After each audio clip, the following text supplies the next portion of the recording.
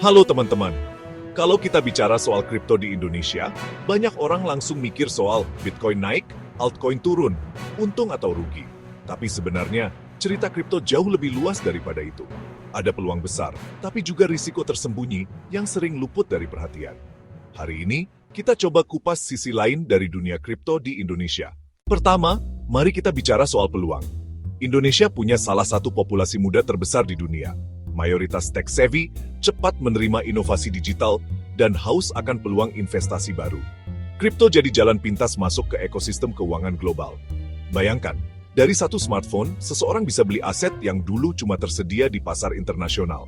Selain itu, munculnya DeFi dan NFT membuka potensi bisnis baru. Kreator lokal bisa monetisasi karya digital mereka. Investor bisa diversifikasi aset tanpa harus ke bank atau bursa tradisional. Singkatnya, kripto bukan sekadar aset, tapi ekosistem inovasi. Tapi di balik peluang, ada risiko yang tidak boleh dianggap remeh. Volatilitas tinggi, harga bisa naik ratusan persen, tapi jatuh juga bisa cepat. Kurangnya edukasi, banyak yang masuk tanpa paham dasar teknologi blockchain atau manajemen risiko. Regulasi yang belum matang, meski OJK dan Bapepti mulai mengatur, ruang abu-abu masih ada. Contohnya, beberapa platform lokal sempat kena masalah likuiditas, dan banyak investor yang tidak siap menghadapi kerugian.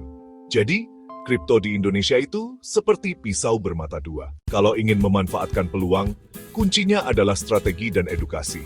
Mulai dari jumlah kecil yang siap untuk risiko. Pahami proyek yang ingin diinvestasikan, bukan cuma hype. Gunakan wallet dan exchange yang legal dan terpercaya.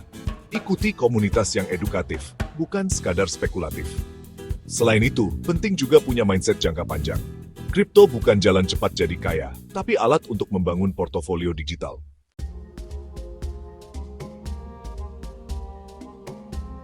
Jadi, kripto di Indonesia itu bukan hanya soal untung atau rugi. Ini soal peluang, inovasi, dan risiko yang harus dipahami dengan matang.